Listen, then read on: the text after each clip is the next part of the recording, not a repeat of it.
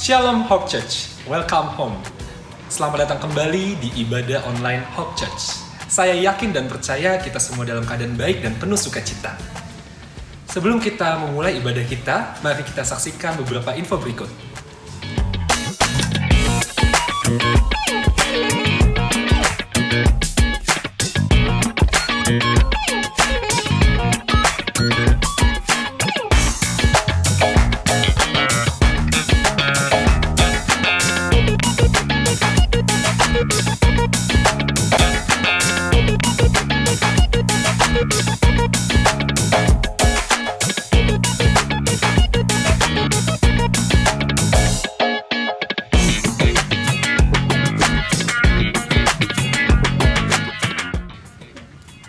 Sebelum kita memulai ibadah kita, brothers and sisters bisa memberikan e-giving melalui nomor rekening ataupun scan QR code yang terdapat pada layar Anda.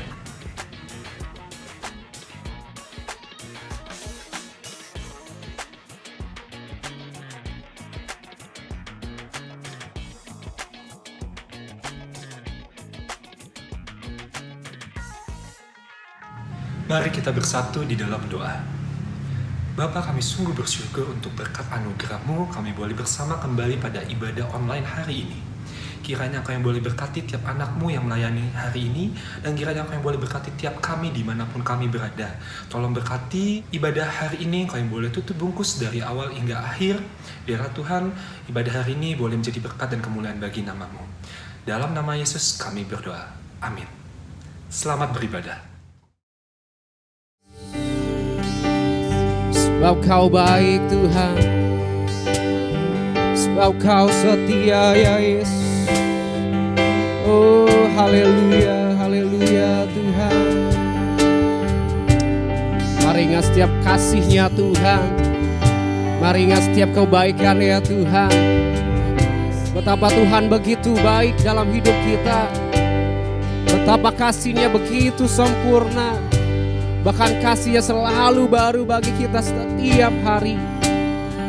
Oh haleluya Yesus, haleluya Yesus. Terima kasih Tuhan, kami bersyukur kepadamu ya Yesus. Karena Kau baik Tuhan, karena Kau setia ya Bapa. Haleluya, haleluya Yesus.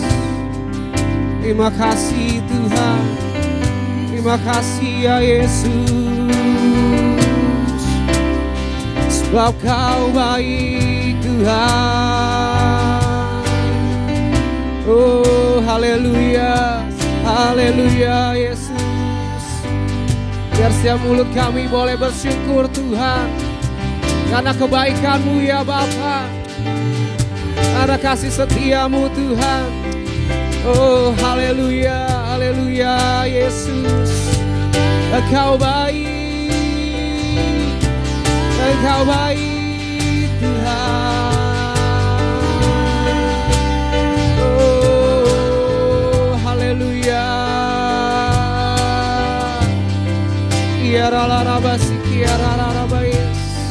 Haleluya Tuhan. Engkau baik Bapa, Engkau baik Tuhan. Terima kasih Bapa.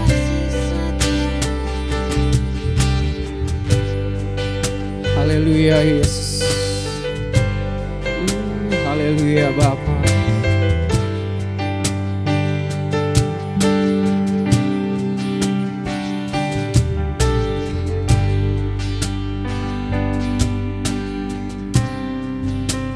Kasih Tuhan.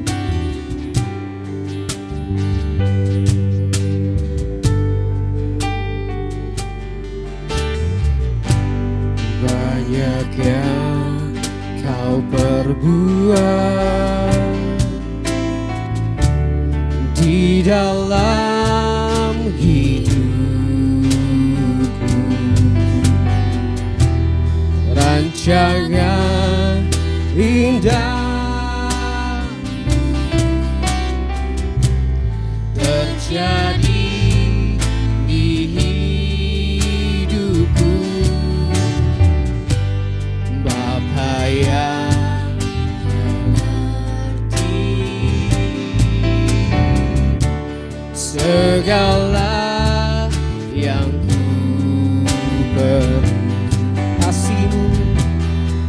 kasih-Mu sempurna,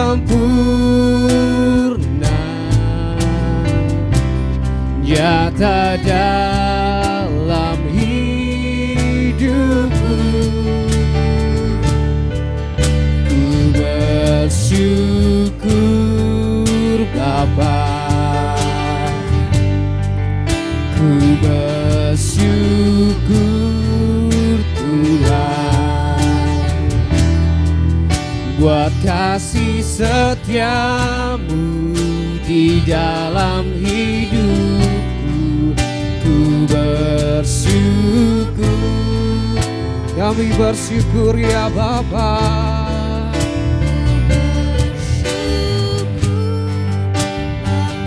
Oh haleluya, ku bersyukur Tuhan, buat kasih setiamu di dalam hidupku. Ku bersyukur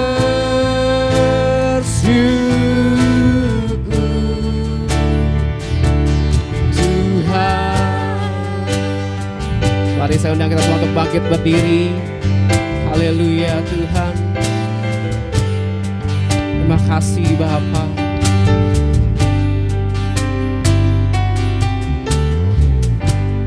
Banyak yang Kau perbuat di dalam hidupku, rancangan indah terjadi di hidupku. Oh Bapa, Bapa yang mengerti segala yang ku beri, kasih-Mu sempurna, nyata dalam hidupku. Kami katakan bersyukur Bapa, ku bersyukur Tuhan, buat kasih setiamu di dalam hidupku. Ku bersyukur, kami katakan Tuhan, ku bersyukur Bapa, ku bersyukur Tuhan, buat kasih setiamu di dalam hidupku. Ku bersyukur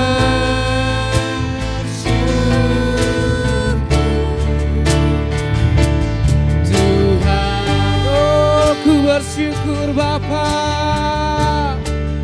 ku bersyukur Bapa.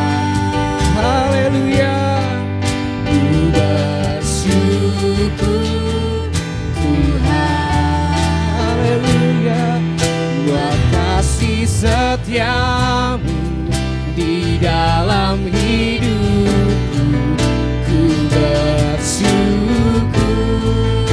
kami bersyukur Tuhan. Yes, kami bersyukur Tuhan.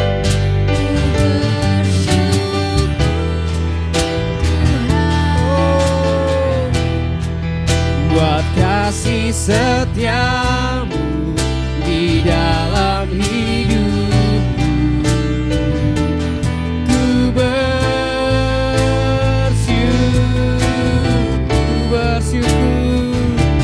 ku bersyukur, ku bersyukur, ku bersyukur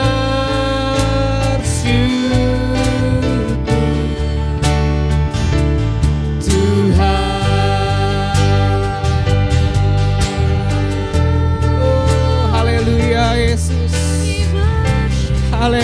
ya Tuhan.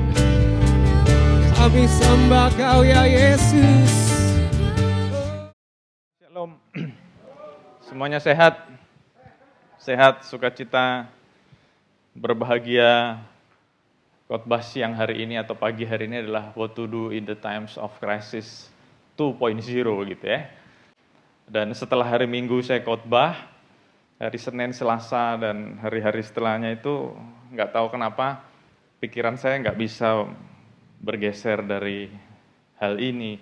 Dan betul ternyata Tuhan kasih saya beberapa poin yang lain.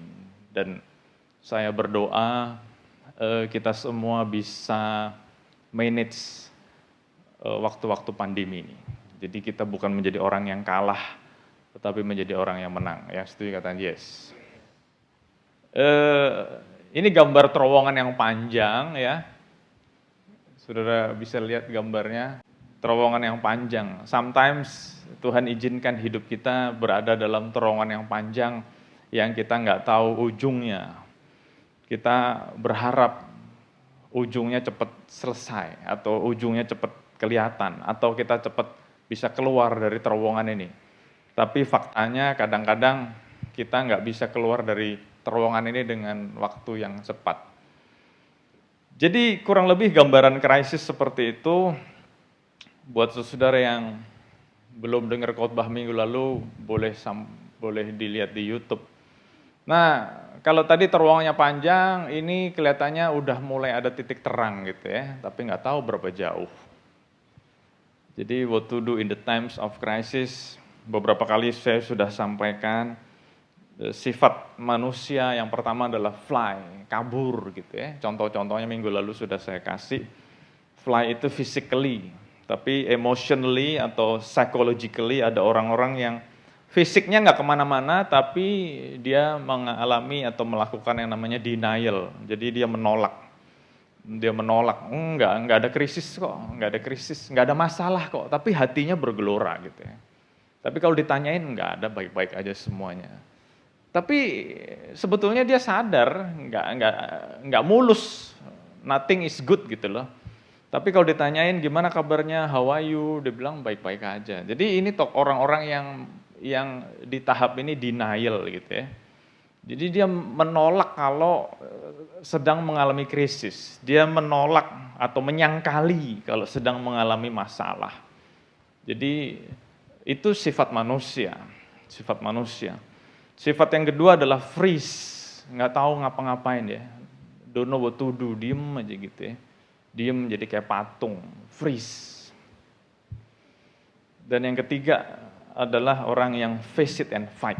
Jadi orang-orang yang mau menghadapi masalah, menghadapi krisis, dan mau melawan.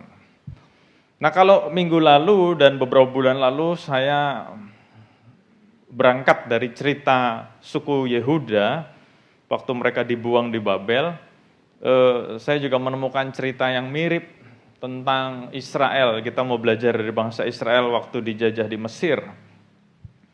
Jadi kita belajar dari sejarah orang Israel. Orang Israel waktu di Mesir, mereka mengalami yang namanya penjajahan atau perbudakan. Mereka mengalami keterikatan dengan dosa. Mereka hidup dalam kedagingan. Dan selama 400 tahun mereka dijajah oleh Mesir, mereka mengalami hal yang tidak enak. Nggak enak kan ya, dijajah nggak enak ya? Mengalami hal yang nggak enak. Namanya dijajah gitu kan, hidup tidak bebas, bangunnya sudah ada jamnya, makannya sudah ada jatahnya, tidurnya sudah ada waktunya, dan mereka dijajah selama 400 tahun, itu berapa generasi. Jadi saya membayangkan ada manusia-manusia yang lahirnya sudah dalam keadaan dijajah. Jadi mereka tidak pernah mencicipi hal yang baik dalam hidupnya. Sudah dijajah terus, sampai mati, nanti anaknya, cucunya gitu lagi. Nah waktu mereka dijajah, mereka ingat akan Allah. Keluaran 2:23-25, lama sesudah itu matilah Raja Mesir, tetapi orang Israel masih mengeluh karena perbudakan, dan mereka berseru-seru sehingga teriak mereka minta tolong karena perbudakan itu sampai kepada Allah. Jadi mereka berseru-seru kepada Tuhan, kepada Allah, waduh hidupnya nggak enak nih Tuhan gitu ya. Mereka berseru dan Allah mendengar mereka, mengerang, lalu ia mengingat perjanjiannya dengan Abraham, Ishak dan Yakub. Nah, buat saudara-saudara yang ikut BPN, saya senang sekali saudara yang ikut BPN rajin, tekun dan setia. Ayat ini membuktikan bahwa kalau kita berdosa, konsekuensinya ditanggung sama anak cucu, betul ya? Waktu itu saya sharing begitu ya. Tapi waktu kita menyenangkan hati Tuhan, ternyata itu juga diingat oleh Tuhan sampai anak cucu. Jadi pastikan saudara selalu hidup berkenan kepada Tuhan. Karena yang menuai nanti bukan cuma kita, tapi anak cucu kita. Nah, jadi waktu orang Israel mengalami masa-masa yang tidak enak di Mesir, Tuhan ingat sama Abraham, Ishak dan Yakub. Dengan kata lain, untung mereka keturunannya Abraham, Ishak dan Yakub. Kalau mereka bukan keturunannya Abraham, Ishak dan Yakub, mungkin respon Tuhan beda. Maka Allah melihat orang Israel itu dan Allah memperhatikan mereka. Jadi Tuhan melihat dan mendengar keluhan, erangan, dan keadaan orang Israel yang tidak baik itu, dan Allah memperhatikan mereka. Dan kita tahu ceritanya, dengan tangannya yang kuat, Allah mengeluarkan bangsa Israel dari Mesir. Ada 10 tulah. Tulah yang pertama air menjadi darah. Tulah yang kedua katak. Tulah yang ketiga nyamuk. Tulah yang keempat lalat pikat. Tulah yang kelima sampar pada ternak. Tulah yang keenam barah. Tulah yang ketujuh hujan es. Tulah yang kedelapan belalang. Tulah yang kesembilan gelap gulita. Nah, sampai ke tulah yang kesembilan, pas banget momennya ini, sampai pas tulah yang ke-9, Tuhan mengajak bangsa Israel untuk punya sebuah hari raya yang baru. Hari raya itu namanya Paskah. Makanya setelah tulah yang ke-9, Tuhan ngomong sama orang Israel, kamu harus kumpul satu keluarga, bapak, ibu, anak-anak, untuk menyembelih domba. Dan domba yang disembelih itu darahnya harus kamu oles di pintu tiang rumah, kusen. Kalau keluarganya terlalu kecil, ajak tetangga, ajak saudara. Nah, ini kan mirip dengan Imlek, betul ya? Jadi kumpul keluarga, fellowship keluarga. Nah, jadi nanti luar biasanya, waktu sekolah minggu saya diceritain malaikat Tuhan berkeliling. Tetapi waktu saya udah dewasa baca Alkitab, yang berkeliling bukan malaikat Tuhan, Tuhan sendiri yang berkeliling. Jadi kalau ada orang yang tidak ada, kalau ada rumah yang tidak ada itu, bekas darahnya, Tuhan akan masuk dan membunuh anak yang sulung. Wow, ngeri banget. Jadi itulah yang ke-10, anak sulung mati. Anak yang sulung mati, manusia doang? Enggak, ternyata binatang yang sulung mati juga. Jadi ini sebuah klimaks betapa Tuhan menunjukkan kemahadahsyatannya. Jadi orang-orang yang tidak dalam covenant Tuhan, orang-orang yang tidak dalam perlindungan darah, itu dibunuh sama Tuhan. Nah, waktu keluar dari Mesir, kita tahu ceritanya, bangsa Israel dibawa ke sebuah tempat yang namanya Laut Teberau. Nah, waktu mengalami pembebasan itu, bukan cuma keluar dari Mesir, tetapi bangsa Israel melihat ada sebuah tangan yang kuat yang bisa membuat laut kering. Wah, keren banget ya. Gambarnya ini tadi. Orang Israel berjalan di tengah-tengah laut yang kering. Kanan kirinya ada laut. Dan ini bukan hisapan jempol, karena beberapa ahli arkeologi sudah membuktikan di Laut Merah, di Red Sea, itu ada sebuah tempat yang waktu ahli-ahli arkeologi menyelam ke bawah, di bawah itu banyak kereta-kereta atau kereta-kereta perang orang-orang Mesir. Di bawah itu ada banyak. Jadi, wah keren banget. Passover. Nah, waktu orang Israel keluar dari Laut Teberau, mereka menaikkan pujian dan penyembahan. Mereka kagum sama Tuhan. Mereka takut sama Tuhan. Mereka gentar sama Tuhan. Nah, kita lihat petanya ini ya, ada peta ini, bahwa ternyata waktu orang Israel keluar dari Mesir, mereka dibawa melalui Laut Teberau atau Laut Merah atau Red Sea tadi, yang membuat saya kagum atau membuat saya kaget juga adalah orang Israel kan berseru-seru kan. Orang Israel berseru-seru minta tolong kan.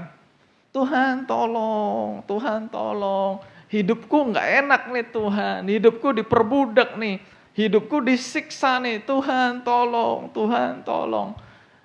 Betul nggak? Waktu di Mesir gitu kan? Mungkin ada yang lagi ngalamin kayak gitu ya. Tuhan tolong, Tuhan tolong. Dan yang membuat saya heran adalah waktu Tuhan menjawab doanya orang Israel dibebaskan kan? Ternyata waktu orang Israel dibebaskan, orang Israel dibawa ke padang gurun. Saudara heran gak? Aneh ya? Mungkin saudara kalau jadi orang Israel di zaman itu bertanya-tanya sama Tuhan. Tuhan, selama 400 kita berseru-seru. Selama 400 tahun kita teriak-teriak, tolong, tolong. Dan waktu Tuhan pass over, membebaskan. Tapi kok malah dibawanya ke padang gurun? Ini kan, dari Mesir ke padang gurun. Dan selanjutnya. Padang gurun itu panas, kering, kurang air dan makanan. Serba berhemat. Saya nggak tahu, saudara lagi ngalamin ini nggak hari ini? Hari-hari ini. Harus serba berhemat. Penghasilan dipotong. Atau bahkan tidak punya penghasilan. Jadi semuanya harus hemat. Nah, kalau saudara lagi ngalamin ini hari-hari ini, mungkin saudara lagi di padang gurun. Mungkin. Aneh kan? Israel yang diperbudak di Mesir berseru-seru, Tuhan bebaskan, tapi bukannya jadi bebas, oi gitu ya, enggak ya? Saudara nangkap nggak maksud saya? Bebas, oi. Ternyata enggak loh. Waktu dibebaskan, Tuhan malah bawa bangsa Israel ke padang gurun selama 40 tahun. Nah, padang gurun bukan cuma panas, kering, kurang air dan makanan. Padang gurun identik dengan tempat yang berdebu, kotor, nggak nyaman. Nggak nyaman kan? Berdebu, kotor, nggak nyaman.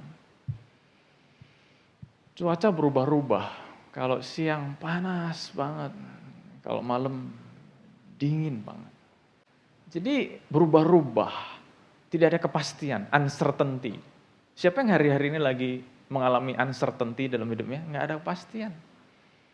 Mau kerja apa nggak pasti, mau bisnis apa nggak pasti, nggak ada kepastian gitu ya. Uncertainty. Terus padang gurun rasanya juga sepi, nggak ada orang lain kan, cuman kita aja. Nah, bicara tentang cuman kita aja, sepi. Kalau orang di padang gurun rasanya tidak ada yang peduli sama kita. Jadi rasanya sepi kan. Apa-apa harus kita hadapi sendiri, apa-apa harus kita lakukan sendiri. Temen curhat nggak ada, boro-boro yang nolong, curhat aja nggak ada gitu ya. Sepi. Apakah lagi ngerasain seperti itu? Udah panas, udah kotor, berdebu, udah uncertainty, udah sepi. Ternyata dalam keadaan padang gurun itu juga banyak pemangsa, banyak binatang buas. Jadi karena keadaannya tidak baik, orang-orang juga mengalami hal yang sama kan, tidak baik. Jadi orang-orang itu juga punya tendensi untuk berbuat jahat. Jadi kalau kita nggak hati-hati, kita udah punya masalah nih, tapi orang-orang juga punya masalah dan mereka pengen berbuat jahat. Kenapa? Karena mereka juga butuh uang, mereka juga butuh makan. Nah, itu keadaan padang gurun kurang lebih. Semuanya mesti hemat, tidak nyaman, terus uncertainty, terus banyak pemangsa, terus keadaannya membuat kita capek, letih, lesu. Seringkali kita bertanya sama Tuhan, sampai kapan Tuhan? Sampai kapan? Benar gak? Tuhan sampai kapan nih keadaan kayak gini? Tuhan sampai kapan nih terowongannya nih? Kapan kita bisa keluar dari terowongan? Kapan kita bisa melihat blue sky lagi? Rasanya kangen ngelihat langit yang biru. Saking udah kelamaan di terowongan, gitu kan? Dan ini yang menjadi pertanyaan saya. Orang Israel dijajah, diperbudak, waktu Tuhan bebaskan, tapi malah dibawa ke padang gurun. Saudara bertanya-tanya nggak? Kenapa ya Tuhan? Mestinya kan kalau berdoa minta pembebasan, minta kelepasan, kemerdekaan, freedom gitu kan. Terus Tuhan kasih sebuah suasana yang bagus gitu kan, keren. Tapi faktanya orang Israel malah dibawa ke sebuah tempat yang namanya padang gurun. Jadi saya kasih judul di sini adalah The Journey, Living the Comfort Zone. Mesir enak nggak? Nggak enak, diperbudak. Tetapi harus saya pastikan padang gurun lebih nggak enak. Kenapa? Karena waktu orang Israel mengalami kekurangan, kekeringan, dan macam-macam, mereka selalu ngomong sama Musa apa? Enakan di Mesir. Padahal waktu di Mesir mereka mengeluh. Tuhan bebaskan aku, lepaskan aku. Jadi saya mau mengaplikasikan dalam hidup ini, kadang-kadang ada orang yang begitu benci dengan pekerjaannya. Aduh, benci banget gue sama pekerjaan ini, bos gue killer. Bukan cuma killer, sadis. Bos gue kanibal. Terus kita berseru sama Tuhan, Tuhan. Tuhan pindahkan kita ke sebuah tempat yang malah bikin kita kangen sama bos yang jahat. Iya nggak? Padahal dulu waktu di perusahaan yang lama, di kantor yang lama, kita menjerit, aduh hidup gue nggak enak banget nih. Tapi waktu Tuhan keluarkan kita dari tempat itu, Tuhan izinkan kita masuk ke sebuah tempat yang membuat kita, aduh enakan dulu Tuhan. Dan itu terjadi sama bangsa Israel. Bangsa Israel berseru, mengerang, aduh Tuhan tolong, Tuhan tolong. Terus Tuhan dengan tangannya yang besar, tangannya yang dahsyat, bikin 10 tulah. Terus anak sulung mati dan bangsa Israel dibebaskan. Setelah bangsa Israel dibebaskan, bangsa Israel mengalami sebuah pengalaman yang dahsyat melalui laut yang kering. Hebat. Tetapi waktu bangsa Israel bersukacita, bersorak-sorai, sudah dikeluarkan dari Mesir, sudah dikeluarkan dari laut, bangsa Israel bersorak-sorai. And the journey just started. The journey has just begun. Padang gurun. Mengalami uncertainty. Kalau di Mesir diperbudak, walaupun diperbudak, tahu tidurnya di mana, jam istirahatnya tahu. Tahu makannya kapan, tahu. Karena diperbudak, jadi udah disediain sama pemerintah Mesir, makannya sekian-sekian. Tetapi waktu di padang gurun, mau tidur di mana tahu nggak? Nggak tahu. Mau makan apa tahu nggak? Nggak tahu. Semuanya serba uncertainty. Belum lagi cuaca berubah-ubah. Belum lagi suka ada badai. Nah makanya bangsa Israel waktu masuk ke padang gurun, judulnya adalah Living the Comfort Zone. Walaupun sebetulnya tadi nggak comfort-comfort amat. Nggak enak-enak amat, diperbudak kan nggak enak. Tetapi waktu di padang gurun, mereka kok rasanya lebih nggak enak ya. Rasanya lebih menderita. Aduh, kayak gitu kan. What to do in the times of crisis. Kalau tadi di awal sudah ada 3 F. Fly, freeze, sama face it and fight, ya kan? Di 3 hal tadi. Apa yang mesti kita lakukan di times of crisis? Apa yang kita lakukan waktu kita menghadapi masalah dalam hidup ini? Kalau tadi yang pertama, fly, freeze, and face it. Yang kedua, saya mau perkenalkan kepada saudara-saudara semua. Yang pertama, kita harus accept. Kita nggak boleh deny lagi. Kalau keadaannya nggak enak, kita harus accept, kita harus akui. Kita harus akui kepada Tuhan, dan jangan lupa kita harus akui kepada diri sendiri, yes, aku sedang menghadapi masalah. Yes, this is crisis. Karena seringkali orang nggak mau mengakui kalau lagi ada masalah. Mereka seringkali ngomong, udahlah nggak usah dipikirin lah, udahlah nggak usah dipikirin. Dulu ada sebuah tagline, keterbukaan adalah awal dari pemulihan. Saudara pernah dengar kata-kata itu? Selama saudara belum pernah confess bahwa saudara dalam masalah, saudara tidak bisa keluar dari masalah.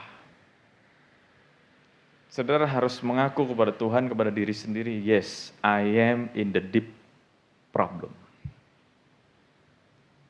Saya lagi masalah. Apapun masalah itu. Baik itu masalah yang datang dari luar, maupun masalah yang datang dari diri sendiri. Dan saya mau katakan sekali lagi, selama kita nggak accept, we don't know how to deal with it. Selama kita nggak terima, kita nggak akui, kita tidak akan tahu bagaimana menghadapinya. Makanya nomor 1, waktu kita ada di saat-saat krisis, saat-saat menghadapi masalah, nomor 1, accept. Akui. Akui di hadapan Tuhan dan akui kepada dirimu sendiri. Yes, I am in the deep problem. Nah, nomor 2, setelah kita mengakui, kita harus adapt. Kita harus menyesuaikan diri, beradaptasi. Nah, kalau dalam konteks COVID-19, sampai hari ini pun saya pernah dengar saya masih dengar orang yang mengatakan, ini bukan masalah, ini konspirasi. Aneh-aneh lah cerita. Nah, waktu kita menyadari ini masalah, makanya kita harus mulai beradaptasi.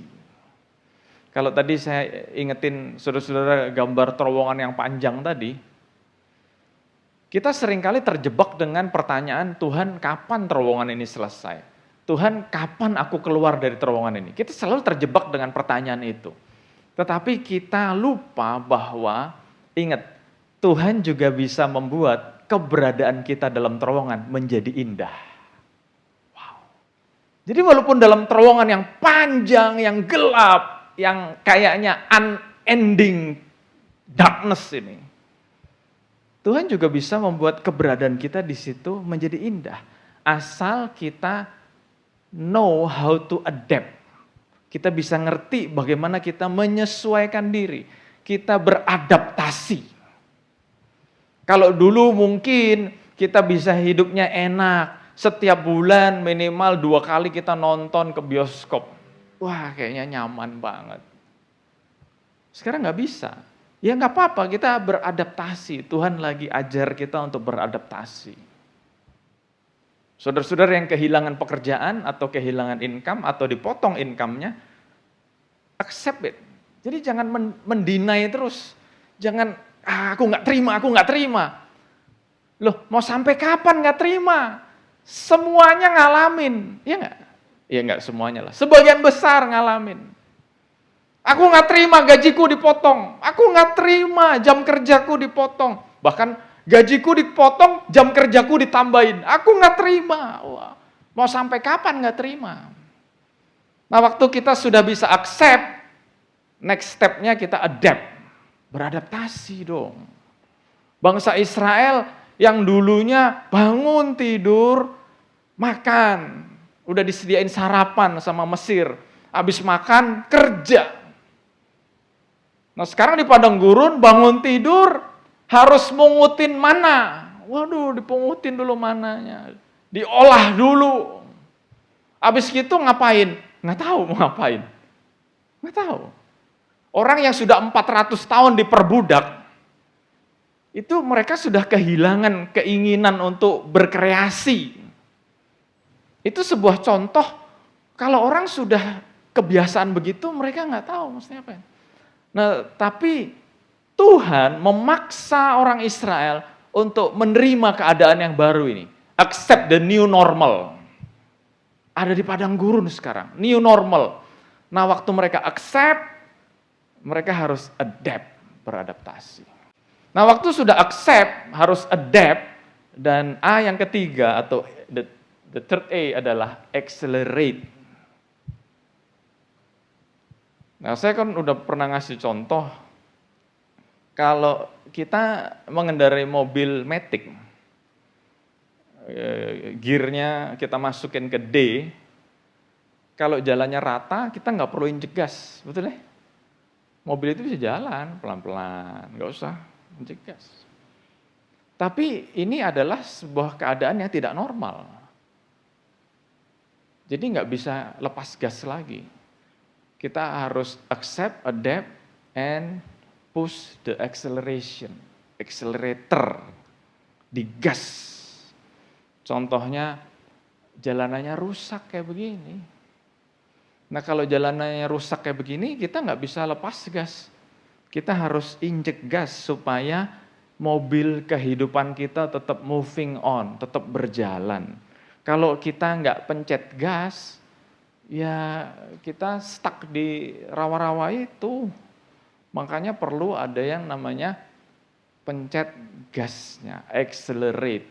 Nah, bicara accelerate maksudnya apa sih? Do more effort. Lakukan hal-hal yang selama ini kita nggak pernah lakukan. Kalau dulu mungkin bangunnya jam 6 baru bangun, ya sekarang karena keadaannya agak berubah, bukan agak berubah banget. Lebih susah, bangunlah lebih pagi. Kalau dulu jam 9 udah tidur, anyway kayaknya di Hope tidak ada yang jam 9 udah tidur. Ada, jam 9 udah tidur, ya kita mesti do more effort, accelerate.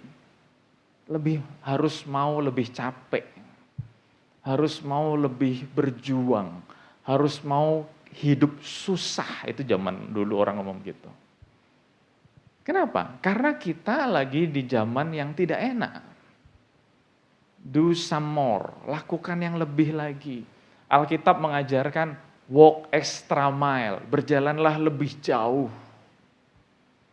Nah, kalau kita udah sadar kita ada di posisi yang tidak enak, kita lagi menghadapi krisis, kita lagi living the comfort zone, tapi kita nggak mau do some more effort, ya gimana gitu kan. Karena di keadaan hari-hari ini memang memaksa kita accelerate, do some more, lakukan lebih lagi. Jadi nomor satu, kalau saudara sudah menerima, sudah accept, we live in the difficult times, kita hidup di masa yang susah, saudara harus mau accelerate dong. Jangan sadar hidup di masa yang susah, tapi tetap do nothing. Ya elah, gimana gitu kan. Ayo berjuang. Jadi saya menemukan kalau memang Tuhan izinkan kita di tunnel yang panjang dan gelap ini, udahlah, memang kita hope for the best. Betul ya kan, saya selalu ngomong hope for the best. Kita selalu berharap tunnel ini cepat selesai. Tapi saya juga selalu ngomong prepare for the worst. Kalau tunnel ini nggak selesai, Tuhan juga izinkan kegelapan ini menjadi indah. Do some more, extra effort, extra mile. Waduh. Jadi kita mau bikin kegelapan ini, tunnel ini, jalan yang berliku-liku ini, rawa-rawa ini, menjadi tempat yang asik juga. Makanya kita harus do some more. Kita lakukan lebih. Jangan cuma berpangku tangan, jangan cuma, ya nanti juga Tuhan mengubahkan. Dan saya mau katakan, saya bukannya tidak percaya kuasa Tuhan, saya bukannya tidak percaya kasih Tuhan. Tetapi saya mau katakan, ada kalanya Tuhan mendidik kita untuk mengubah hidup kita sendiri. Kalau kitanya tidak mau berubah, supaya kita ngerti bahwa Tuhan kita bukan tukang sulap. Kalau Tuhan kita tukang sulap, bisa kan dari Mesir, lalu tiba-tiba sudah di Kanaan. Bisa dong. Kurang sakti apa Tuhan? Kurang dahsyat apa Tuhan? Jadi memasuki tempat yang tidak nyaman ini, living the comfort zone, ada dua pilihan. Saudara mau tumbuh atau tumbang? Keren deh kata-katanya. So you want to grow or you want to die? Pilihan ada di tangan saudara loh. Pilihan ada di tangan saudara. Kita mau tumbuh atau mau tumbang? Lanjut. What to do in the times of crisis. Jadi waktu Tuhan izinkan kita masuk ke padang gurun, Tuhan izinkan kita masuk ke times of crisis. Ulangan 8 ayat 2 dan 3. Maksudnya apa sih Tuhan? Ingatlah kepada seluruh perjalanan yang kau lakukan atas kehendak Tuhan Allahmu di padang gurun selama 40 tahun ini dengan maksud 1. Merendahkan hati. 2. Mencobai engkau untuk mengetahui apa yang ada dalam hatimu. 3. Apakah engkau berpegang pada perintah Tuhan atau tidak? Ayat 3. Jadi ia merendahkan hatimu, membiarkan engkau lapar dan memberi engkau makan mana yang tidak kau kenal dan yang juga tidak dikenal oleh nenek moyangmu, untuk membuat engkau mengerti bahwa manusia hidup bukan dari roti saja, tetapi manusia hidup dari segala yang diucapkan oleh Tuhan.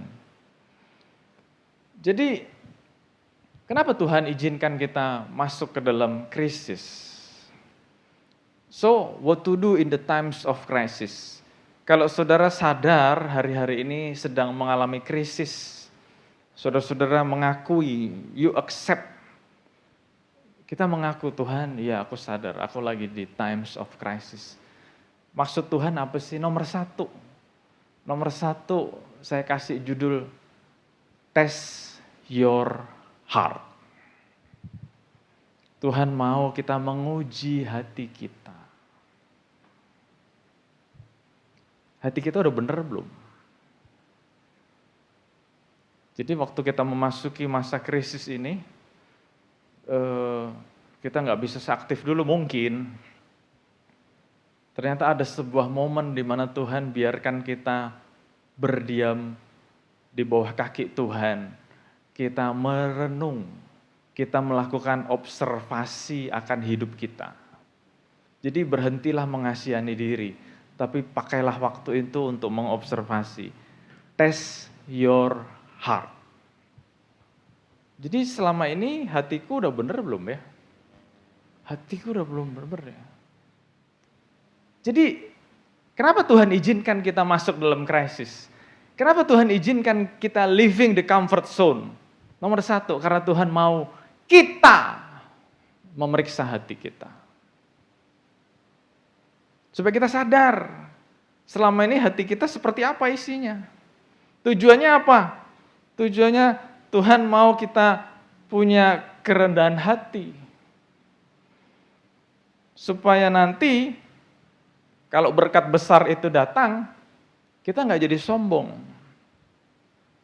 Nah, makanya Tuhan izinkan ada momen kadang-kadang kita kesepian. Sepi. Jadi, waduh. Nah, kalau ada dalam posisi seperti itu, test your heart. Kita lagi dikasih Tuhan waktu untuk introspeksi, itu bahasa Indonesia yang keren. Tuhan sedang merendahkan hati kita. Tuhan sedang mencobai. Tuhan pengen tahu apa yang ada dalam hati kita. Jadi Tuhan lagi ngetes nih, apa sih? Dan kita juga perlu ngetes. Karena menurut ahli-ahli psikologi, ternyata isi hati kita sometimes itu blind spotnya kita juga. Jadi kita sendiri nggak tahu isi hati kita apa. Kenapa? Karena kita sudah terlalu sibuk dan kita hidup dalam rutinitas. Jadi karena udah hidupnya dalam rutinitas, dalam kesibukan, kita jadi nggak tahu hati kita isinya apa. Makanya bagus Tuhan menghentikan semua rutinitas, aktivitas, kita berdiam diri di hadapan Tuhan, kita introspeksi diri. Ternyata aku tuh begini toh. Kenapa kita perlu tes hati kita? Karena Tuhan juga pengen tahu apakah kita sungguh-sungguh berpegang pada perintah Tuhan atau tidak. Apakah kita sungguh-sungguh menghargai Tuhan atau tidak. Kita menghargai Tuhan nggak? Dan ini bukan sesuatu yang di awan-awan gitu ya. Kita menghargai nggak waktu-waktu kita dengan Tuhan? Kita menghargai nggak waktu-waktu saat teduh kita? Itu kan contoh. Kita menghargai nggak kita berkomunitas dengan tubuh Kristus? Makanya saya pengen makin lama makin full tim. Jadi yang di Hope ini yang udah terlibat pelayanan maupun yang belum tapi sudah aktif, lama-lama full tim. Walaupun kita tetap protokol kesehatannya nggak lupa, tetap lama-lama full tim. Kalau perlu nanti ditambahin kursi lagi. Kalau perlu saya khotbahnya makin mundur nggak apa-apa. Kalau perlu saya khotbahnya mojok aja kalau nggak cukup. Gitu kan? Yang penting bisa tetap jaga jarak. Nah itu contoh kita menghargai Tuhan. Sibuk! Ya siapa sih yang tidak sibuk? Kan saya udah pernah ngomong juga. Dari Kejadian sampai Wahyu, Tuhan tidak pernah manggil orang nganggur. Semua yang dipanggil Tuhan adalah orang sibuk. Kenapa? Karena Tuhan menghargai orang sibuk. Jadi kalau ada yang bilang, aku gak bisa doa, aku gak bisa baca Alkitab, aku gak bisa ke gereja, aku gak bisa pelayanan. Kenapa? Karena sibuk. Saya mau katakan, justru karena sibuk dipilih Tuhan. Gak ada loh, bener loh. Coba deh, saudara nanti baca Kejadian sama Wahyu, coba temukan orang nganggur yang dipanggil Tuhan. Saya gak pernah ketemu orang nganggur dipanggil Tuhan. Selalu ada orang yang sedang bekerja yang dipanggil Tuhan. Murid-murid Yesus lagi bersihin jala dipanggil Tuhan. Betul kan? Sedang do something. Gak ada yang lagi duduk-duduk bengong ngeliatin gitu. Ngeliatin. Terus tiba-tiba, kamu nganggur ya? Sini deh, daripada kamu nganggur ikut aku deh. Gak ada. Jadi di tengah-tengah kesibukan kita tetap mau menghargai Tuhan. Untuk membuat engkau mengerti bahwa manusia hidup bukan dari roti saja. Jadi kita dibikin tidak punya penghasilan, tidak punya pendapatan, tidak punya income, tidak punya uang. Dan waktu kita menghadapi itu semua, ternyata masih bisa hidup loh. Hebat nggak? Ternyata masih bisa hidup loh. Sehingga kita akhirnya mendapat sebuah kesimpulan, hidup ini bukan karena uang. Hidup ini karena Tuhan. Yang berikutnya ketaatan dan ketergantungan kepada Tuhan. Kita semakin taat dan semakin bergantung sama Tuhan. Karena faktanya udah gak ada yang bisa diandalin lagi kok. Apa yang bisa diandalin? Gak ada kan? Ya sudah deh, Tuhan, tolong Tuhan. Kalau bukan Tuhan, mati aku. Jadi mau gak mau, dibikin sama Tuhan, bergantung sama Tuhan aja. Oke? Jadi pertama, what to do in the times of crisis. Nomor 1, testing your heart. Nomor 2, enlarge atau expand. Ini contohnya hidup kita ya. Contohnya hidup kita. Ini kesibukan, tanggung jawab, bisa juga masalah. 1, 2, 3. Udah gak cukup lagi. Udah gak cukup. Ini terjadi loh. Kenapa udah gak pelayanan? Lagi banyak masalah. Ada masalah keluarga, masalah kerjaan, masalah sama pacar. Jadi kenapa nggak pelayanan? Karena udah nggak cukup lagi, taruh di mana? Keluar dia. Tuhan mau kasih tanggung jawab lebih, nggak bisa deh. Nggak cukup. Nggak cukup. Coba-coba, nggak bisa.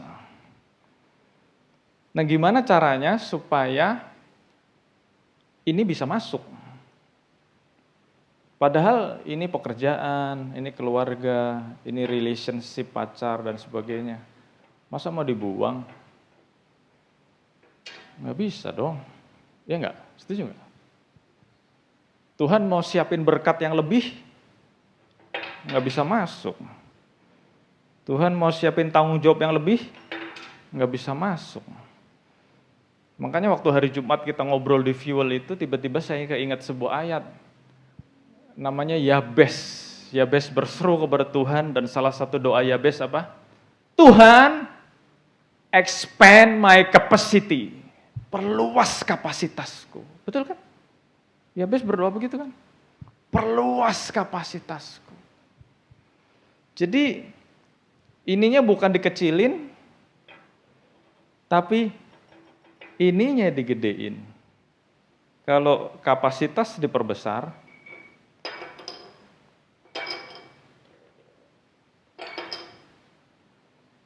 masalah keluarga, masalah rumah tangga, masalah pekerjaan, masalah sama bos tidak akan menghentikan kita menerima tanggung jawab yang lebih dari Tuhan. Kenapa? Karena kita punya kapasitas yang besar.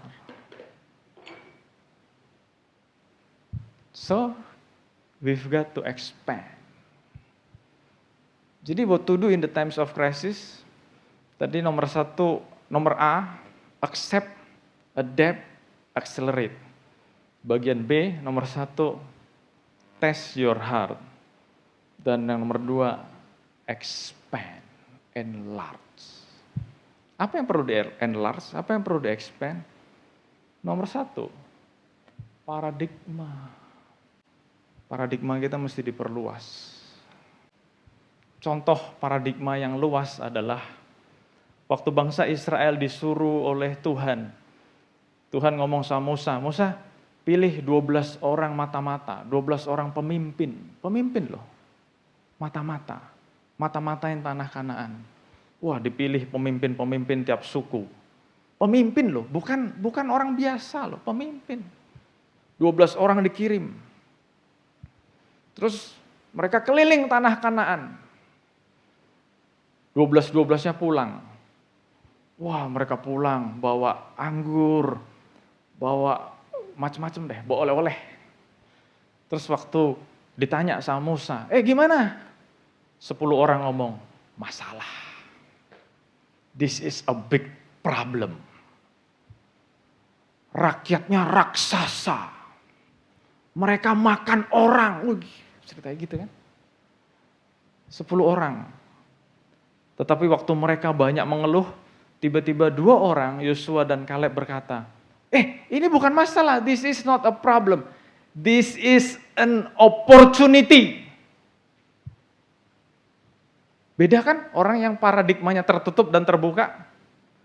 Orang yang paradigmanya terbuka melihat sebuah kejadian bukan masalah, tapi sebuah kesempatan. Dan itu yang harus kita lakukan di saat time of crisis, belajar yang banyak, ngobrol sama orang yang banyak, orang-orang hebat. Yang kedua, apa sih yang harus diperluas? Mentality, gut, nyali. Kalau dulu dikit-dikit takut, dikit-dikit nanti nggak bisa, nanti gagal. Makanya di times of crisis ini Tuhan juga mau kita expand our gut. Jangan dikit-dikit takut, dikit-dikit khawatir, dikit-dikit parno. Aduh, ayolah. Dan yang terakhir, Tuhan mau kita expand our capacity. bicara tentang knowledge dan skill. Hari Jumat kemarin kita bahas tentang memanage waktu, memanage uang. Waktunya tetap 24 jam, tapi yang di-expand adalah kemampuan kita memanage waktu yang terbatas itu. 24 jam kan? Nggak ada yang lebih kan waktunya sini? Tapi gimana kita bisa memanage? Oh iya, yang dulunya hobi nonton TV, kurangilah hobi nonton TV-nya. Oh yang dulunya hobinya main sosmed, sehari screen time-nya bisa 7 jam gitu ya. Ada nggak Fit? Ada kali ya. Kuranginlah. Kenapa? Do something more useful gitu loh. Manage your money. Uangnya mungkin belum bertambah. Kan waktu BPN saya ngomong juga ya. Kita perlu punya kemampuan untuk memanage uang. Walaupun Tuhan berjanji memberkati, berlimpah, limpah, limpah, limpah. Tapi hanya orang yang bisa memanage uang yang bisa menikmati berkat Tuhan. Kalau enggak diberkati, enggak tahu kemana uangnya. Hilang. Kita ingat-ingat, iya waktu itu 20 juta kemana ya? Waduh udah enggak ingat. Enggak tahu kemana. Manage your money. Itu kan skill, itu kan knowledge. Jadi, ayolah. What to do in the times of crisis. Nomor 1, kita accept, adapt, accelerate, itu A. Yang B, test your heart. Dan nomor 2, expand, enlarge. Apa yang di-enlarge, apa yang di-expand? Paradigma kita, terus mental kita. Nomor 3-nya, kapasitas.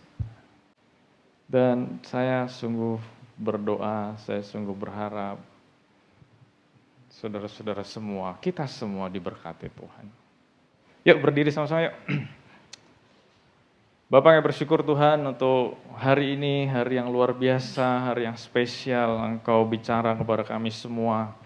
Dan aku berdoa Tuhan, Engkau bukan hanya memberikan informasi, tetapi aku berdoa setiap kami diimpartasi, setiap kami diubahkan hidupnya.